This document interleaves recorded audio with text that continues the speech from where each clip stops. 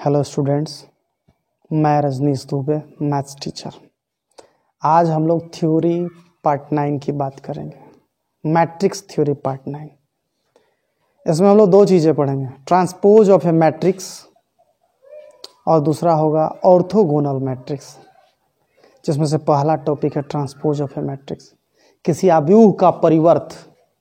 पहली बात है, आज का पहला टॉपिक है आव्यूह का परिवर्त, ट्रांसपोज ऑफ ए मैट्रिक्स, किसी मैट्रिक्स का ट्रांसपोज। किसी भी मैट्रिक्स में, चाहे वो स्क्वायर हो या रेक्टेंगुलर हो, किसी भी मैट्रिक्स में रो को कॉलम में बदलते हैं तो एक नया मैट्रिक्स मिलता है जिसका ऑर्डर चेंज हो गया होता है। उसी मैट्रिक्स को हम लोग उस मैट्रिक्स का ट्रांसपोज कहते हैं। यानी किसी मैट्रिक्स के रो को कॉलम में बदलने से हमें मैट्रिक्स का ट्रांसपोज मिलता है। किसी मैट्रिक्स के रोज को संगत कॉलम्स, ध्यान रहे, मतलब पहला रो पहला कॉलम में, दूसरा रो दूसरा कॉलम में, तीसरा रो तीसरा कॉलम में, संगत कॉलम्स में बदलने से मैट्रिक्स का ट्रांसपोज मिलता है ना। संकेत देख लीजिए, संकेत, फिर मैं उदाहरण भी दूंगा। ए का ट्रांसपोज जो मैट्रिक्स होगा, या ए का परिवर्त आव्यूह जो होगा, उसका संकेत होगा ए डैश, या ए के ऊपर छोटा टी या ए के ऊपर बड़ा टी, ये संकेत हो सकता है। ये मैट्रिक्स ए के ट्रांसपोज का संकेत हुआ। अब मैट्रिक्स ए का ट्रांसपोज का आपने संकेत जान लिया, परिभाषा आपने जाना कि पहला रो को पहला कॉलम बना देंगे, दूसरा रो को दूसरा कॉलम। देखिए ना, एग्जाम्पल देख लेते हैं। जैसे ए बराबर है आपका ABC या XYZ, दो ही रो तो है यहाँ, पहला रो को पहला कॉलम बना देंगे। ये पहला रो ABC है, ABC पहला कॉलम, और दूसरा रो है XYZ यहाँ दूसरा कॉलम।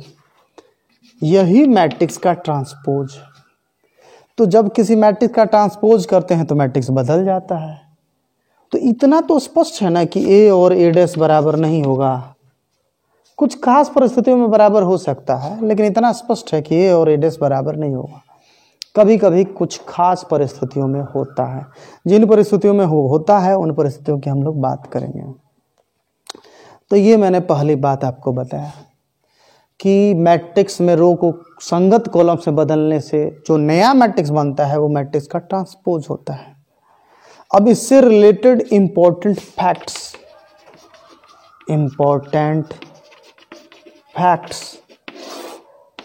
पहली बात कि जब आप रो को कॉलम में बदलते हैं तो ऑटोमेटिकली कॉलम भी रो में बदल जाता है। देखिए ना, आपने तो इस रो ABC को कॉलम ABC में बदला है ना। ये रो XYZ को आपने कॉलम XYZ में बदला है। अब यहाँ कॉलम देखिए, ये कॉलम AX यहाँ रो है, ये कॉलम BY यहाँ रो BY है। यानी कि जब आप रो को कॉलम में बदलते हैं तो कॉलम भी रो में बदल जाता है। यानी इसकी परिभाषा को आप ऐसे भी बोल सकते हैं कि जब मैट्रिक्स में रो को कॉलम में बदलते हैं या कॉलम को संगत रोज में बदलते हैं तो नया मैट्रिक्स जो मिलता है उसे हम लोग मैट्रिक्स का ट्रांसपोज कहते हैं। मतलब पहली बात क्या होती है कि यहाँ रोज जो हैं कॉलम्स में चेंज हो जाते हैं, कॉलम्स और कॉलम्स रो में। और भी कोई ऐसा नहीं कि पहला रो कोई और कॉलम बन जाएगा, पहला रो पहला कॉलम ही बनेगा, दूसरा रो दूसरा कॉलम। यानी कोरस्पॉन्डिंग रोज,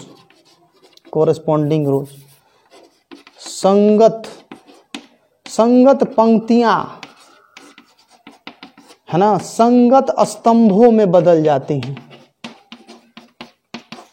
तो रो कॉलम में बदल जाता है, कॉलम रो बन जाता है जब, तो ऑर्डर चेंज हो जाएगा। जहाँ पहले से 2 रो है और 3 कॉलम है, वहाँ उल्टा होने के चलते 3 रो 2 कॉलम हो जाएगा।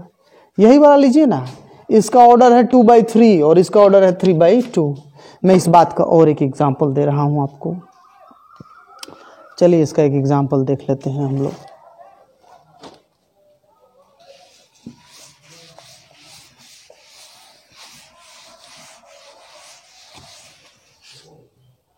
जैसे कहीं ए है आपका ABCDXYZW, ए डैश हो गया आपका ABCDXYZW।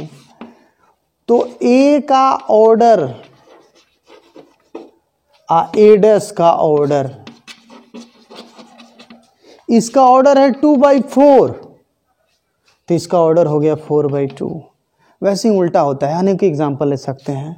अगर कहीं ए का ऑर्डर 3/4 होता है तो ये 4/3 होता। अगर कहीं ए का ऑर्डर 1/3 होता तो ये 3/1 होता। यानी ए और ए डैश का ऑर्डर एक दूसरे का उल्टा होता है। ठीक है, ये आपको मैंने पहला फैक्ट बताया। चलिए इसी से रिलेटेड दूसरा फैक्ट इसकी सांकेतिक परिभाषा पर चलते हैं, है ना। आप जानते हैं AIJ M/N चाहे कोई भी मैट्रिक्स हो उसका ये संकेत होता है।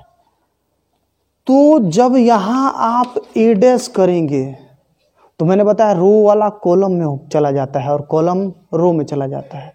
तो किसी मेंबर का जो पोजीशन पहले से है कि फर्स्ट रो सेकंड कॉलम, तो वो उल्टा होकर के सेकंड रो फर्स्ट कॉलम में चला जाता है। जो आईवा रो और जेवा कॉलम में है वो उल्टा होकर के जेवा रो और आईवा कॉलम। ऑर्डर है M/N तो ऑर्डर हो जाएगा N/M। समझ रहे हैं? इसको थोड़ा सा और बढ़िया समझें। जो A12 है वो चला जाएगा A21 में, जो A21 है वो चला जाएगा A12 में, और उसी तरह से A23 चला जाएगा A32 पे। मतलब सेकेंड रो थर्ड कॉलम का मेंबर, सेकेंड रो और थर्ड कॉलम का मेंबर, रो का नंबर है 2 और कॉलम नंबर है 3, तो उल्टा होकर के दूसरी जगह जो जाएगा वो जगह होगा थर्ड कॉलम सेकेंड रो। या वैसे ही 2-4 जो है 4-2 की जगह जाएगा, या 4-2 वाला 2-4 की जगह पर। यूँ बोले सेकेंड रो फोर्थ कॉलम वाला फोर्थ रो सेकेंड कॉलम में जाएगा, और फोर्थ रो सेकेंड कॉलम वाला सेकेंड कॉलम फोर्थ रो में चला जाएगा। इसे मैं दूसरी तरह से पढ़ूं तो दूसरा लाइन का चौथा मेंबर चौथा लाइन का दूसरा मेंबर बन जाएगा, और चौथा लाइन का दूसरा मेंबर दूसरा लाइन का चौथा मेंबर बन जाएगा। लेकिन अगर A11 है तो उलट कर क्या होगा? A11 ही। A22 है तो A22 ही। मतलब ये बदलाव नहीं होगा। तो ये तो डायगोनल का मेंबर न है, मतलब डायगोनल का मेंबर नहीं बदलता है।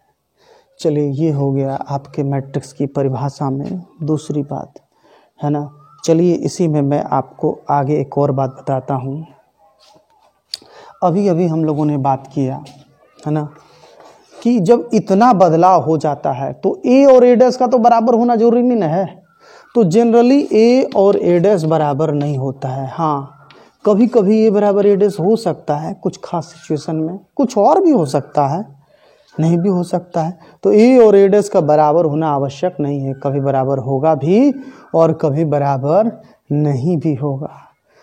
इसी से रिलेटेड कुछ और बातें मैं आपको बता रहा हूँ। चौथी बात, किसी मैट्रिक्स का डबल ट्रांसपोज फिर से वही मैट्रिक्स होता है। डबल ट्रांसपोज मतलब एक बार रो को कॉलम में बदले, एक बार ट्रांसपोज हुआ, हाँ दूसरी बार ट्रांसपोज करेंगे तो फिर से कॉलम रो में न बदल जाएगा, तो कोई बदलाव नहीं ना हुआ। एग्जाम्पल देखिए, जैसे ए बराबर है आपका 2, 3 या XY, आपने ट्रांसपोज किया, आपने यहाँ ट्रांसपोज किया ए डैश, तो 2, 3 जो यहाँ फर्स्ट रो है वो फर्स्ट कॉलम बन गया 2, 3 XY। ऐसा करते हैं ए डैश का फिर से डैश कीजिए, अब इसका फर्स्ट रो जो है वो फर्स्ट कॉलम बनेगा, सेकेंड रो जो है वो सेकेंड कॉलम बनेगा। अब मिलाइए तो डबल ट्रांसपोज और पहला वाला मैट्रिक्स दोनों सेम है ना, तो स्पष्ट है ना किसी मैट्रिक्स का डबल ट्रांसपोज अपने आप के ही बराबर होता है। तो किसी मैट्रिक्स का डबल ट्रांसपोज अपने आप के ही बराबर होता है।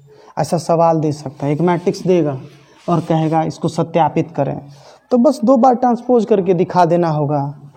चलिए इसके बाद पांचवी बात,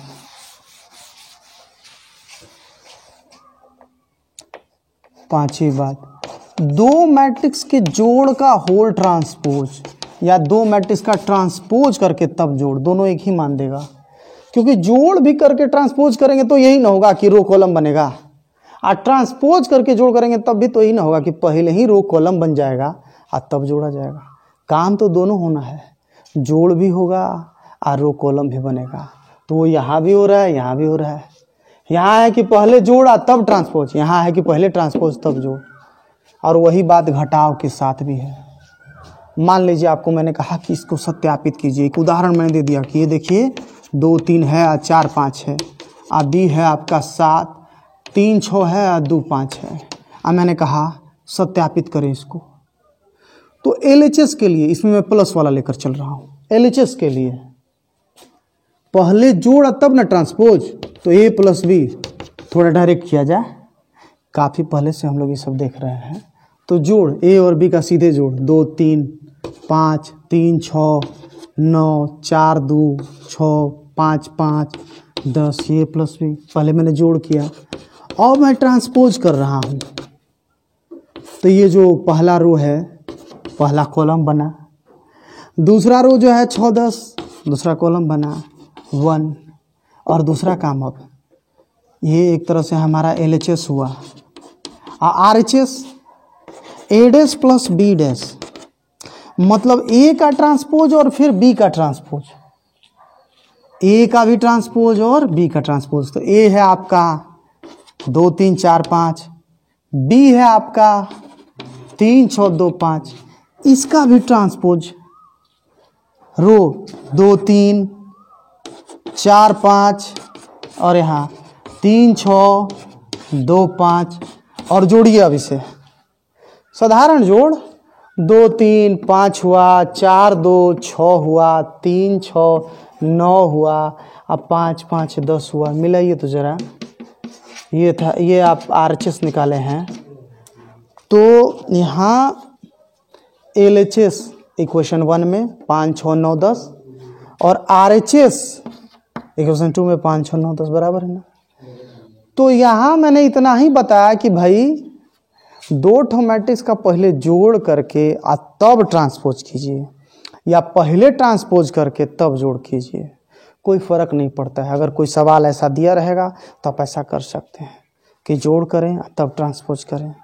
अच्छा, इसी से रिलेटेड एक अभी जो दो बातें मैंने पहले से बताया, उसी के आधार पर जो मैंने आपको समझाया है, जो दो नियम मैंने बताया है, उसी आधार पर आपकी किताब में NCERT में 3.3 में क्वेश्चन नंबर 3 देख लीजिए। क्वेश्चन नंबर 3 में क्या दिया है, सवाल थोड़ा सा बदल दिया है, परिस्थिति कह रहा है A' बराबर है 3 4 -1 2 और 0 1। क्वेश्चन तो देखकर ही ना लिखना पड़ेगा। तथा B बराबर है -1 2 1 और 1 2 3। अब कह रहा है कि तो सत्यापित कीजिए, सत्यापित कीजिए मतलब वेरीफाई कीजिए, सत्यापित कीजिए। क्या सत्यापित करना है, तो A + B का होल डैश बराबर A' + B'। पहला, अब यहाँ कन्फ्यूजन आपको कहाँ होगा कि पहले से A' दे दिया है, तो जब A' दे दिया है तो पहले A निकालेंगे, और डबल ट्रांसपोज नियम इससे ठीक पहले आपको बताया गया कि किसी मैट्रिक्स के ट्रांसपोज का फिर से ट्रांसपोज ही वह मैट्रिक्स होता है। किसी मैट्रिक्स A का डबल ट्रांसपोज वही मैट्रिक्स होता है। तो A निकालना है मतलब ट्रांसपोज का ट्रांसपोज चाहिए, तो ट्रांसपोज यही है, इसका ट्रांसपोज। अब ये रो है जो कॉलम बन जाएगा 3 4 -1 2 0 1, ये हो गया, ये B है, ये है। अब A B मिल गया, तब इसका काम करने के लिए पहले A + B, ये मैट्रिक्स A है और ये B है, A + B डायरेक्ट में जोड़ रहा हूँ। 3 और -1 2, -1 और 2 1, 0 और 1 1, 4 और 1 5, 2 और 2 4, 1 और 3 4, ये A + B हुआ हम लोग का। और यहाँ से ए प्लस बी 7 के इंटू ए का होल डैश बराबर के ए डैश। कहने का मतलब किसी मैट्रिक्स को किसी नंबर से पहले गुणा कीजिए और तब ट्रांसपोज कीजिए। ध्यान दीजिए, दो काम मैं कह रहा हूं, एक नंबर से गुणा करना और उसके बाद वाला काम ट्रांसपोज करना। तो पहले गुणा किए और फिर ट्रांसपोज किए, या फिर ये काम कीजिए कि पहले ट्रांसपोज कर दीजिए और तब गुणा कीजिए। दोनों समय एक ही रिजल्ट मिलता है, कोई अंतर नहीं होता है। तो पहले गुणा करके तब ट्रांसपोज करें या पहले ट्रांसपोज करके तब गुणा करें, दोनों एग्जैक्ट एक ही बात है। देखिए ना, एग्जाम्पल एक ले लेते हैं। जैसे आपका एक मैट्रिक्स ए है, ए में है आपका A B C D matrix A है। इसमें पहले मैं के से गुणा कर रहा हूं, तो कोई संख्या से गुणा करने का मतलब कि उस संख्या से मैट्रिक्स के सब मेंबर में गुणा होगा। चलिए लिखने के लिए एक बार लिख देते हैं कि के और फिर ए, अब गुणा हुआ तो के ए, के बी, के सी, के डी। अभी मैंने गुणा किया, दो काम हमको करना है, गुणा करना और ट्रांसपोज करना। उसमें से मैंने पहला काम किया, अब मैं ट्रांसपोज कर रहा हूं। तो ट्रांसपोज करने से क्या होता है, जो यहाँ का रो है वो कॉलम बनेगा और वो भी कॉरस्पॉन्डिंग कॉलम, संगत कॉलम। पहला रो के बी पहला कॉलम बना, दूसरा रो के सी के डी, तो के का होल डैश।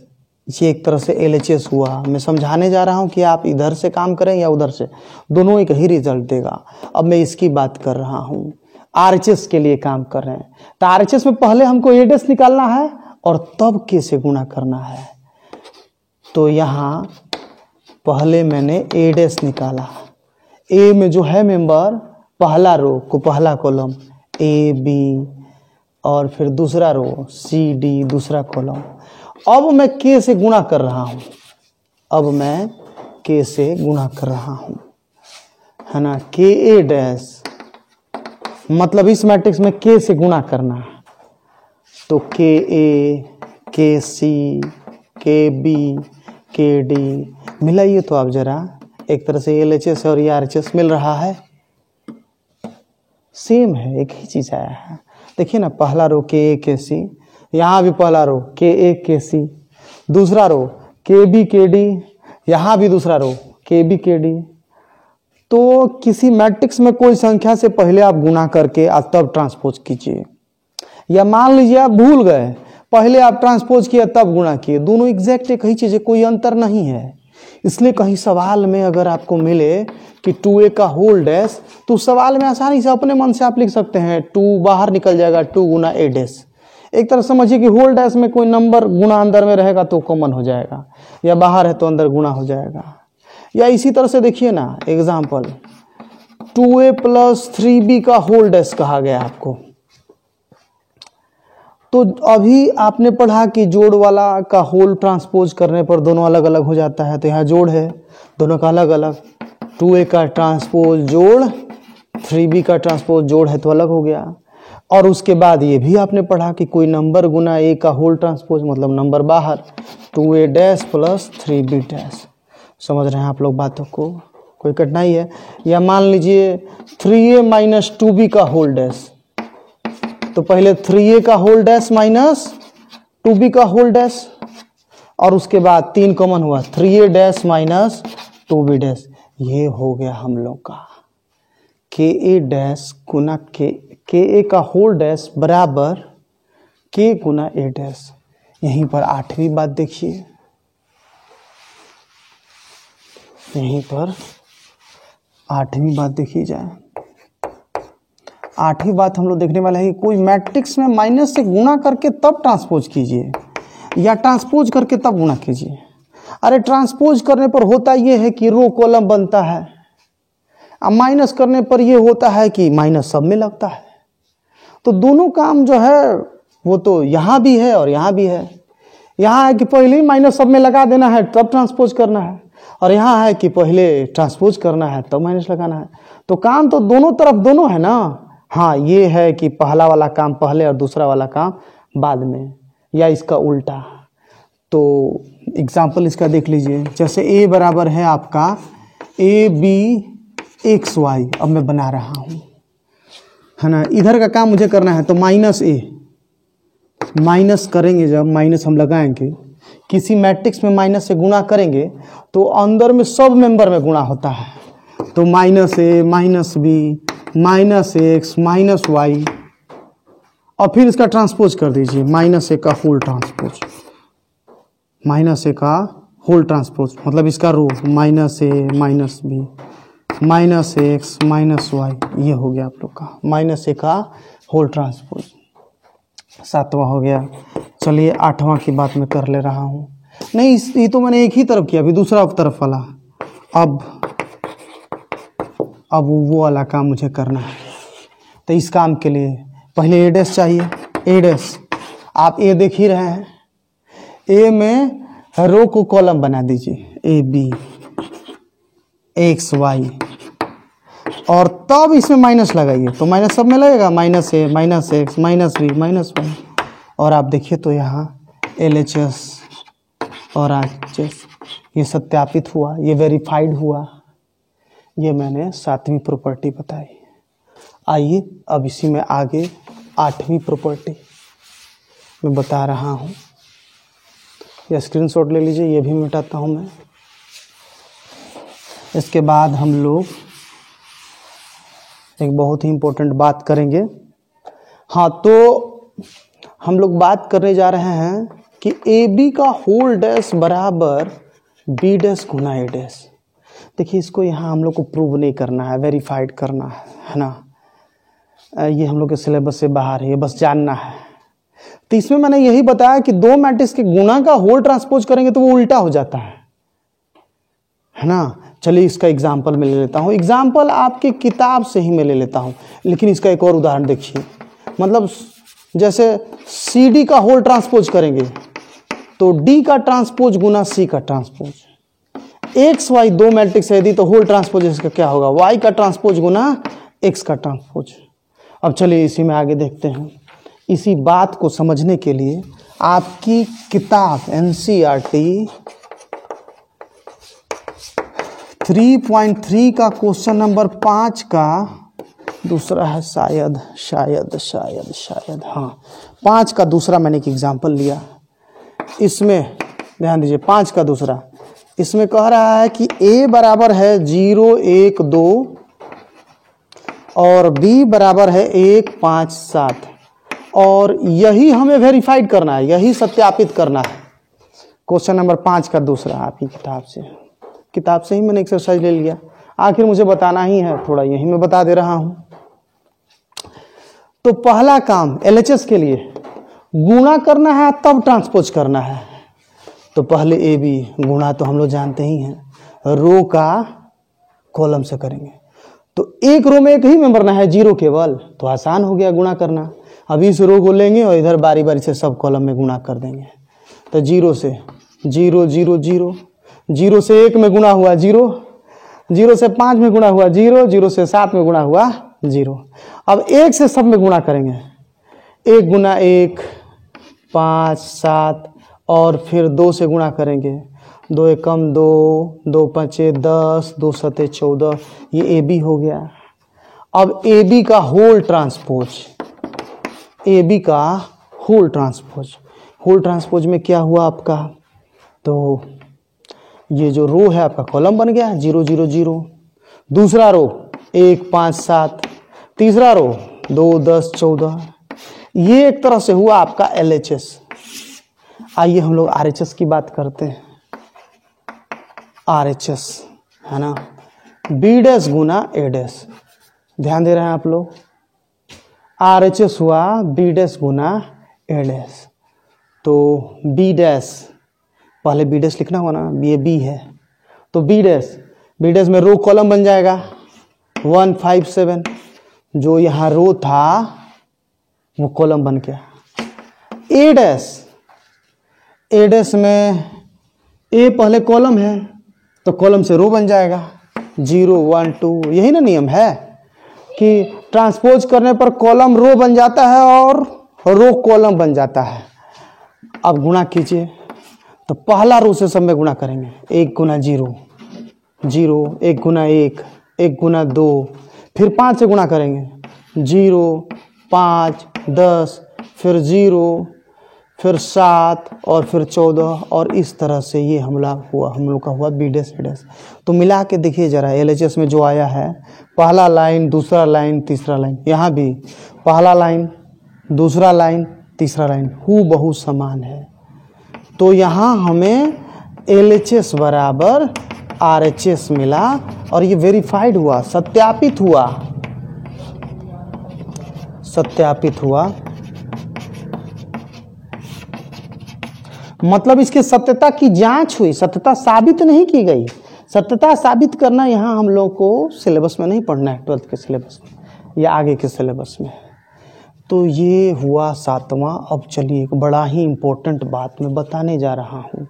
एक्चुअली आगे इसके अगले पार्ट में यहाँ थियोरी 3.3 की थ्योरी जो है उसको 2 पार्ट में मैंने बताया है। इससे कनेक्टेड थ्योरी सिमेट्रिक मैट्रिसेस और स्क्यू सिमेट्रिक मैट्रिसेस मैं अगले एक्सरसाइज में अगले थ्योरी पार्ट में बताने वाला हूँ, ठीक है। लेकिन उसको समझने के लिए हम लोग को एक बहुत ही इम्पोर्टेंट बात समझना है जो अब मैं बताने जा रहा हूँ। ध्यान दीजिएगा, हम लोग पढ़ने जा रहे हैं transpose of A square matrix. बड़ा इंपॉर्टेंट बात है, ध्यान दीजिएगा। इसको बिना पढ़े अगर सिमेट्रिक मैट्रिक्स और स्क्यू सिमेट्रिक मैट्रिक्स पढ़िएगा तो थोड़ी कठिनाई होगी, समझ में आ तो जाएगा मगर इसके बाद आनंद दूसरा होगा, है ना। हम लोग पढ़ने जा रहे हैं transpose of A square matrix, है ना, यानी वर्ग आव्यूहों का transpose of A square matrix, यानी कि वर्ग आव्यूह का परिवर्त हम लोग पढ़ने जा रहे हैं। ये ट्रांसपोज का मतलब होता है परिवर्त। ट्रांसपोज का मतलब होता है परिवर्त, वर्ग आव्यूह का परिवर्त। एक एग्जांपल मैं ले रहा हूँ। मान लीजिए एक स्क्वायर मैट्रिक्स है 3/3 ऑर्डर का, संकेत के साथ उसको ले रहे हैं A11 A12 A13 A21 A22 A23, है ना, A31 A32 A33। यह एक मैट्रिक्स हुआ A, यह एक मैट्रिक्स हुआ A। समझ में आ रही बातें? कोई दिक्कत है? आइए अब इसी के बारे में हम लोग बात करते हैं। जैसे यह एक स्क्वायर मैट्रिक्स है ना। मुझे देखना है कि ट्रांसपोज करने पर क्या होगा। चलिए ट्रांसपोज करते हैं, है ना। यहाँ लिखे, यहाँ वीडियो साफ दिखेगा। तो इसका मैंने ट्रांसपोज किया। ट्रांसपोज करेंगे तो क्या होगा, ये पहला रो नहीं दिख रहा है तो मैं नीचे लिख दूंगा, है ना। पहला रो A11, है ना, A11 A12 A13 A21 A22 A23 A31 A32 और A33। ये हुआ हम लोग का मैट्रिक्स। अब जरा ध्यान दीजिए आप यहाँ पे, यहाँ का डायगोनल देखिए तो क्या ये डायगोनल बदला है? आपको पता लगेगा डायगोनल नहीं बदला है। A11 अपनी ही जगह पर है, A22 भी वही है, A33 भी वही है। तो हमें पता चला कि किसी स्क्वायर मैट्रिक्स का अगर हम ट्रांसपोज करेंगे तो डायगोनल नहीं बदलेगा। स्क्वायर मैट्रिक्स का ट्रांसपोज करने पे पहली बात लिख दे रहा हूं मैं, है ना, ये नोट में लिख देना है। स्क्वायर मैट्रिक्स का ट्रांसपोज करने पर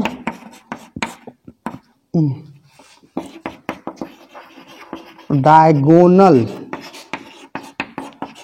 नहीं बदलता है। ध्यान दे रहे हैं, देख लीजिए। हाँ, एक और बात देखिए, डायगोनल के ऊपर वाला सदस्य देखिए तो जरा A12 A13 A23, है ना। और इसके ठीक सामने वाला लोकेशन देखिए, यहाँ A12 है तो यहाँ A21 है, यहाँ A13 है तो यहाँ A31 है, यहाँ A23 है तो यहाँ A32 है। खैर जो भी हो, आप ये 3 मेंबर देखिए डायगोनल के ऊपर वाले सदस्य A12 13 23, यहाँ देखिए A12 13 23, मतलब ट्रांसपोज करने पर डायगोनल के ऊपर वाला सदस्य नीचे चला गया है और डायगोनल का नीचे वाला ये 21 31 32, देखिए 21 31 32 यहाँ आ गया ऊपर। यानी कि ट्रांसपोज करने पर डायगोनल का ऊपर वाला सदस्य नीचे जाता है और नीचे वाला सदस्य ऊपर आता है। तो दूसरा एक और बात याद रखने योग्य है ना, कि ट्रांसपोज करने पर डायगोनल के नीचे का सदस्य ऊपर जाता है तथा ऊपर का सदस्य नीचे चला आता है। समझ में आ रही बात है? डायगोनल के ऊपर का सदस्य नीचे जाता है, नीचे के सदस्य ऊपर चलाता है। ये तो मैंने थियोरेटिकली बताया, अब इसका असर जरा देखिए हम लोग, है ना। इसके बारे में कुछ और बात, यहाँ मैं कुछ और एग्जांपल ले रहा हूँ। Transpose of A square matrix की ही मैं बात कर रहा हूँ। स्क्वायर मैट्रिक्स का ट्रांसपोज में जो मैंने अभी बताया उसी को फिर से एक नए एग्जाम्पल से दिखाने जा रहा हूँ। एग्जाम्पल, एक मैट्रिक्स बी है जिसमें मेंबर है A B C X Y Z element. मैंने इसका ट्रांसपोज किया तो वो जो ए बी सी है रो में वो कॉलम में आया, एक्स वाई जेड एलिमेंट। अब जो मैंने आपको समझाया है कि डायगोनल नहीं बदलता, आप देखिए तो डायगोनल यहाँ भी ए वाई एन है और यहाँ भी ए वाई एन है, डायगोनल नहीं बदला। डायगोनल का ऊपर वाला बी सी जेड नीचे है, बी सी जेड डायगोनल का नीचे वाला एक्स एल एम ऊपर है, एक्स एल एम। तो डायगोनल सदस्य नहीं बदलता है, ऊपर का नीचे आता है और नीचे का ऊपर जाता है और वो भी संगत जगह पे जाता है ना। ये आपस में ये आपस में ये आपस में जगह बदलेगा, ये आपस में ये आपस में और ये आपस में। ये बात ध्यान देने लायक है। तो ये स्क्वायर मैट्रिक्स के बारे में मैंने इतना आपको बताया। लेकिन एक और बात जानिए, जब हमको ये पता चल गया कि डायगोनल पर कोई असर नहीं पड़ता है, ऊपर वाला नीचे आता है, नीचे वाला ऊपर आता है, तो अगर किसी मैट्रिक्स में डायगोनल का ऊपर नीचे समान हो तब तो ट्रांसपोज करने के बाद नहीं ना बदलेगा। जैसे देखिए एक मैट्रिक्स सी, इसमें मैंने लिया A X Y X B Z X B Z और वाई जेड सी। अब देखिए इसमें डायगोनल ए बी सी है लेकिन ऊपर नीचे एक्स वाई जेड ही ना है। अब मैं इसका ट्रांसपोज कर रहा हूं, रो ए एक्स वाई कॉलम में मैंने लिखा, ध्यान दीजिएगा रो को मैं कॉलम बना रहा हूं, पहला रो पहला कॉलम, फिर दूसरा रो दूसरा कॉलम, एक्स बी जेड और तीसरा वाई जेड सी। अब आप देखिए बराबर है कि नहीं, सेम है, यहां सी डैश बराबर सी है ना। तो कुछ मैट्रिक्स ऐसे भी हो सकते हैं कि ट्रांसपोज करने पर कोई असर नहीं पड़ेगा, और वो कैसे होंगे? तो इस तरह का स्क्वायर मैट्रिक्स जिसमें ऊपर और नीचे वाले संगत सदस्य समान हैं, जो आपस में जगह बदल रहे हैं, ऊपर के सारे सदस्य नीचे के सारे सदस्यों के समान है, तो वहां ट्रांसपोज करने से कोई असर नहीं पड़ता। अच्छा, कुछ इस तरह के मैट्रिसेस का नाम लिया जाए, जैसे डायगोनल मैट्रिक्स। डायगोनल मैट्रिक्स विकर्ण आव्यूह, सभी तरह के डायगोनल मैट्रिक्स इसी तरह के होते हैं, ट्रांसपोज करने पर कोई असर नहीं पड़ता है। देखिए A0 0 भी डायगोनल है ना। डायगोनल मैट्रिक्स यानी कि विकर्ण आव्यूह उसे कहते हैं जिसके डायगोनल पर कुछ भी हो, डायगोनल के ऊपर 0, डायगोनल के नीचे 0। एक मैट्रिक्स B लेते हैं, A0 0 0B 0 0 0 C, है ना। इसको भी ट्रांसपोज कीजिए और यहाँ भी ट्रांसपोज कीजिए, देखिए असर नहीं पड़ेगा। ट्रांसपोज करेंगे A0 0B और यहाँ भी A0 0 0B 0 0 0 C, कोई बदलाव नहीं हुआ, सेम है। तो डायगोनल मैट्रिक्स का ट्रांसपोज करने पर कोई बदलाव नहीं होता है। ठीक उसी तरह से स्केलर मैट्रिक्स का भी ट्रांसपोज करने पर कोई बदलाव नहीं होता है। कोई स्केलर मैट्रिक्स ले लीजिए। स्केलर मैट्रिक्स यानी कि अदिश आव्यूह किसे कहते हैं? जिसमें डायगोनल पर का सब मेंबर समान हो। अदिश आव्यूह डायगोनल मैट्रिक्स को ही कहते हैं यदि इसमें डायगोनल पर का मेंबर समान हो। जैसे एक मैट्रिक्स सी लिया मैंने, 1 0 0 0 1 0 0 0 x, यह एक स्केलर मैट्रिक्स है। स्केलर मैट्रिक्स, हिंदी अदिश आव्यूह। इस मैट्रिक्स में भी डायगोनल मेंबर समान है। तो यह डायगोनल मैट्रिक्स भी है, स्केलर मैट्रिक्स भी है। इसमें डायगोनल के ऊपर नीचे 0 है, इसलिए यह डायगोनल मैट्रिक्स है। आज चूंकि डायगोनल के मेंबर समान हैं, इसलिए यह स्केलर मैट्रिक्स है। तो इसका भी अगर आप ट्रांसपोज कीजिएगा कोई बदलाव नहीं हुआ, यहाँ भी C डैश बराबर C, है ना। ठीक उसी तरह से स्क्वायर जीरो मैट्रिक्स, ठीक उसी तरह से square zero matrix. Zero matrix तो सभी तरह का ना होता है, स्क्वायर भी होता है, रेक्टेंगुलर भी होता है। जीरो मैट्रिक्स या नल मैट्रिक्स या वॉइड मैट्रिक्स, शून्य आव्यूह, है ना। जीरो मैट्रिक्स ये हुआ आपका शून्य आव्यूह।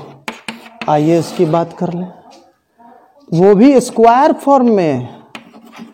ऐसा नहीं कि सभी तरह का जीरो मैट्रिक्स इसमें आ जाएगा, स्क्वायर मैट्रिक्स ही। तो जैसे 0 0 0 0, अब आप ट्रांसपोज कीजिएगा तब क्या कोई असर पड़ेगा? कोई असर नहीं पड़ेगा। तो ये हुआ आपका जीरो मैट्रिक्स, स्केलर मैट्रिक्स। और वैसे ही यूनिट मैट्रिक्स, याद है यूनिट मैट्रिक्स किसे कहते हैं? यूनिट मैट्रिक्स को I से सूचित करते हैं, है ना। वीडियो जरा नीचे लाइएगा, है ना कैमरा। यूनिट मैट्रिक्स को I से सूचित करते हैं। इसमें यहां तक लाइएगा। इसमें डायगोनल, इसमें देखिए डायगोनल पर 1 है। यूनिट मैट्रिक्स या आइडेंटिटी मैट्रिक्स में एकांक आव्यूह में, इसका हिंदी नाम एकांक आव्यूह या तत्समक आव्यूह में डायगोनल पर 1 1 होता है और ऊपर भी 0 नीचे भी 0। इसका ट्रांसपोज कीजिए 1 0 0 0 1 0 0 0 1। तो इस तरह से हम लोगों ने देखा कि यूनिट मैट्रिक्स का ट्रांसपोज करने पर कोई असर नहीं पड़ता, स्केलर मैट्रिक्स का ट्रांसपोज करने पर कोई असर नहीं पड़ता, डायगोनल मैट्रिक्स का ट्रांसपोज करने पर कोई असर नहीं पड़ता, जीरो मैट्रिक्स जो स्क्वायर फॉर्म है उसका ट्रांसपोज करने पर कोई असर नहीं पड़ता। तो कुछ मैट्रिक्स ऐसे भी हैं जिसका ट्रांसपोज करने से कोई असर नहीं पड़ता है। ये थ्योरी का यह पार्ट कंप्लीट हुआ। अब इसके अगले पार्ट में हम लोग पढ़ने जा रहे हैं सिमेट्रिक मैट्रिसेस और स्क्यू सिमेट्रिक मैट्रिसेस। देखिए, हालांकि मेरा टारगेट है कि एनसीईआरटी का मैं सवाल आपसे बनवाऊं, लेकिन थ्योरम बताते समय मेरी कोशिश ये है कि दूसरे भी किताब से अगर आप सवाल बना रहे हैं तो वो भी आपसे बनेगा, दूसरे भी किताब से बनेगा। थियरी तो थियरी होता है, पढ़िएगा तो समझ में आएगा, तो इस पर बेस्ड सब सवाल बनेंगे। ये हुआ। और जितनी बातें आप अपने से किताब में पढ़ते उससे काफ़ी अधिक बातें मैं डाल रहा हूँ और ये समझ में आएगा। और हाँ, एक और बात, ऐसा भी नहीं कि मैं बिल्कुल परफेक्ट पढ़ा रहा हूँ, कई चीज़ें मैं छोड़ रहा हूँ। इसलिए छोड़ रहा हूँ कि सारी चीज़ों को वीडियो में देना इस तरह से संभव नहीं है। उसके लिए ऑफलाइन क्लासेस में आना पड़ेगा या फिर अलग से मुझे वीडियो उसका अलग बनाना पड़ेगा थोड़ा एहतराम से। ठीक है, तो थैंक यू ऑल। जहाँ तक हो सके इस वीडियो को शेयर करें, ज़्यादा से ज़्यादा लोगों तक सब्सक्राइब करवाएं, ताकि जो ज़रूरतमंद हैं, जो दूर दराज के गरीब विद्यार्थी हैं, जो यहाँ नहीं आ सकते हैं पढ़ने, उन सब लोगों को भी ये मिले। ऑर्थोगोनल मैट्रिक्स, हिंदी में लंब अवयव। यदि किसी मैट्रिक्स का उसके ट्रांसपोज से गुणा करने पर आइडेंटिटी मैट्रिक्स आए तो उसे ऑर्थोगोनल मैट्रिक्स या लंब अवयव कहते हैं। जैसे किसी भी मैट्रिक्स है ना, मतलब ए को हम ऑर्थोगोनल बोलेंगे, लेकिन उसकी शर्त यही है कि चाहे वो जो भी मैट्रिक्स हो उसका उसके ट्रांसपोज से गुणा सीधा हो या उल्टा आई आना चाहिए, यानी यूनिट मैट्रिक्स। और मैंने अभी थोड़ी देर पहले बताया यूनिट मैट्रिक्स मतलब ऐसा मैट्रिक्स जिसके डायगोनल पर 1 ऊपर नीचे 0। चलिए इसका मैं एक एग्जांपल लेता हूँ। जैसे एक मैट्रिक्स मैंने लिया है ना, आपकी किताब से ही है, लेकिन वो क्वेश्चन अभी किताब में इस तरह से नहीं है, मैं दे रहा हूँ। एनसीईआरटी में तो इस पर बेस्ट क्वेश्चन नहीं है, दूसरी किताबों में है, लेकिन जान लीजिए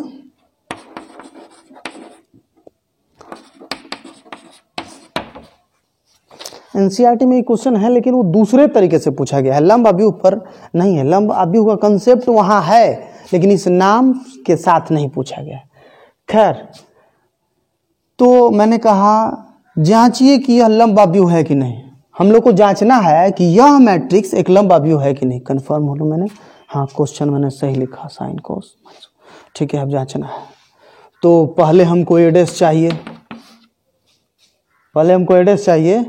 एडेस में हम क्या करेंगे, हमारा ये जो रो होगा उसको हम कॉलम बना देंगे, साइन अल्फा कोस अल्फा, फिर minus cos alpha sine alpha, इस तरीके से हुआ। अब गुणा कर रहे हैं ए गुना ए डैश, तो रो से कॉलम में गुणा किए। नियम क्या है, रो से कॉलम में हम गुणा करेंगे तो पहला मेंबर आपस में साइन गुना साइन, साइन स्क्वायर अल्फा, फिर कॉस गुना cos plus cos square alpha, और उसके आगे अब पहला रो से दूसरा कॉलम में साइन गुना माइनस कॉस, तो minus sine alpha into cos alpha, गुना होगा तो माइनस एक ही साथ न लगेगा। और पहला रो से दूसरा कॉलम में ही पहला मेंबर, फिर दूसरा मेंबर कॉस अल्फा का साइन अल्फा से plus cos alpha sine alpha. Video नीचे ला दीजिएगा, यहाँ दिखेगा, और यहाँ से लेके आगे तक यहाँ दिखा दीजिए। अब इसमें है फिर दूसरा रो का गुणा करना शुरू किए, इस रो का इसके साथ, minus sine alpha into cos alpha plus अभी पहला मेंबर आपस में, दूसरा आपस में plus sine alpha into cos alpha, और इसका इसके साथ तो minus cos alpha into minus cos alpha, cos square alpha plus sine square alpha, इस प्रकार से आया। माइनस कॉस गुना minus cos, cos square alpha, और साइन अल्फा गुना साइन अल्फा। नियमानुसार जब इस रो को इस कॉलम से गुणा करेंगे तो दोनों का पहला मेंबर आपस में और इसका दूसरा मेंबर आपस में, वही मैंने लिखा है। अब sine square plus cos square 1 होगा, और ये तो प्लस माइनस, एक बार माइनस में है एक बार प्लस में है तो 0, और वैसे यहाँ भी 0 1, तो आई ही ना आया। तो आप यहाँ कहोगे कि ये गुना ए डैश आई है, इसलिए यह लंब अवयव है, तो यहाँ नीचे लिख दें, है ना। तो यहाँ ए गुना ए डैश आई है, इसलिए ए एक ऑर्थोगोनल मैट्रिक्स है, एक लंब अवयव है, इसलिए ए एक ऑर्थोगोनल मैट्रिक्स है, यानी कि लंब अवयव है, एक ऑर्थोगोनल मैट्रिक्स है। ये हुआ थ्योरी पार्ट 9 कंप्लीट। इसमें अभी हम लोग को आगे पढ़ना है, आगे मैं सिमेट्रिक मैट्रिसेस और स्कूल सिमेट्रिक मैट्रिसेस के बारे में पढ़ाऊंगा, है ना। लेकिन उसके पहले आपसे कहना यह है कि देखिए ये जो वीडियोज़ हैं ज़्यादा से ज़्यादा लोगों तक शेयर करें, फेसबुक पर, व्हाट्सएप पे, ताकि इस लॉकडाउन में ज़्यादा से ज़्यादा लोगों को लाभ पहुँचे। घर में बैठे हैं सब लोग, बहुत सारे लोगों की पढ़ाई बंद है, तो जो दूर दराज के बच्चे हैं, गरीब हो या अमीर हो, किसी भी तरह के हों, सभी तक पहुँचे, जो भी पढ़ने वाले हैं सब तक पहुँचे। Thank you all.